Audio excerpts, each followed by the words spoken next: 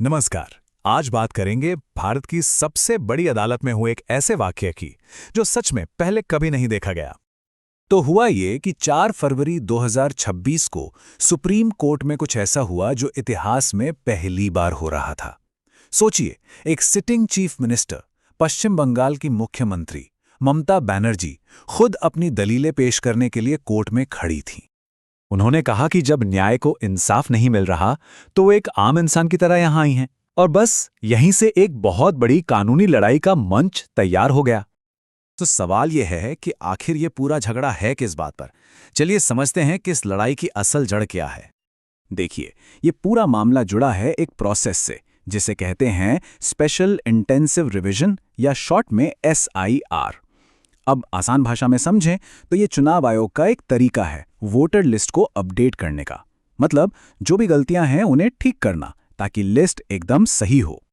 तो असली सवाल यही उठता है कि क्या यह वोटर लिस्ट को साफ सुथरा करने का एक नॉर्मल प्रोसीजर है या फिर इसके पीछे कोई बड़ा राजनीतिक मकसद छिपा है।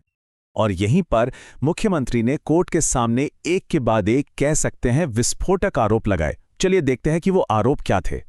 सबसे पहला और सबसे बड़ा आरोप कि वोटर लिस्ट से करीब 58 लाख लोगों के नाम हटा दिए गए हैं। जी हां, 58 लाख। जरा सोचिए कितना बड़ा आंकड़ा है। उनका कहना था कि ये कोई मामूली गलती नहीं है, बल्कि 2026 के विधानसभा चुनावों से ठीक पहले जानबूझकर बंगाल को टारगेट किया जा रहा है। यही नहीं, उन्होंने चुनाव आयोग को एक नया नाम दे दिया, व्हाट्सएप कमीशन।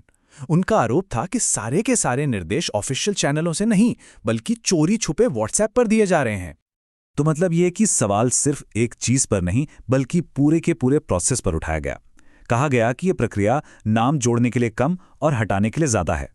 जिन महिलाओं का शादी के बाद सरनेम बदल जाता है उनके नाम तक लिस्ट से काटे जा रहे हैं। और तो और इस सब पर निगरानी के लिए बीजेपी शासित राज्यों से 8000 ऑब्जर्वर लाए गए हैं। अच्छा, तो ये तो हुई एक पक्ष की बात। अब जरा सिक्के का दूसरा पहलू भी देखते हैं। चुनाव आयोग और सरकार के वकीलों ने इन आरोपों का क्या जवाब दिया। यहां पर मामला एकदम आमने सामने का है। एक तरफ आरोप है राजनीतिक साजिश का, तो दूसरी तरफ चुनाव आयोग का कहना है कि भाई हमें तो राज्य सरकार से सहयोग ही नहीं मिला। जब उन्होंने अपने अधिकारी नहीं दिए तो हमें बाहर से बुलाने पड़े।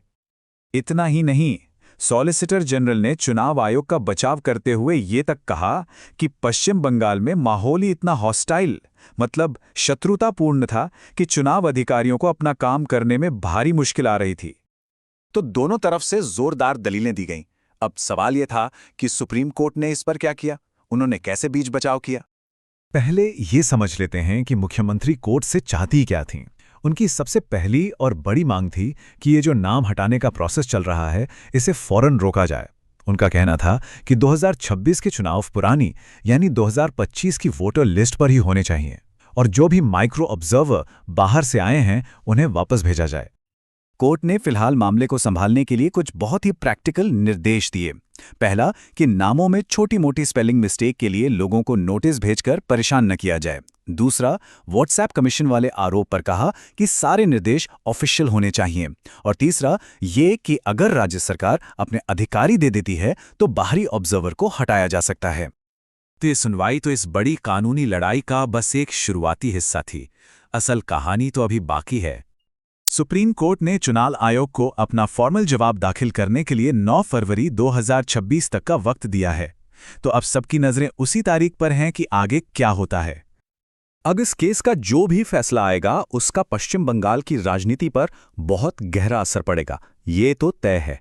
पर यह मामला अपने पीछे एक बहुत बड़ा सवाल छोड़ जाता है। क्या यह वाकई वोटर लिस्ट को सही करने की एक निष्पक्ष प्रक्रिया है या फिर एक सोची समझी राजनीतिक चाल।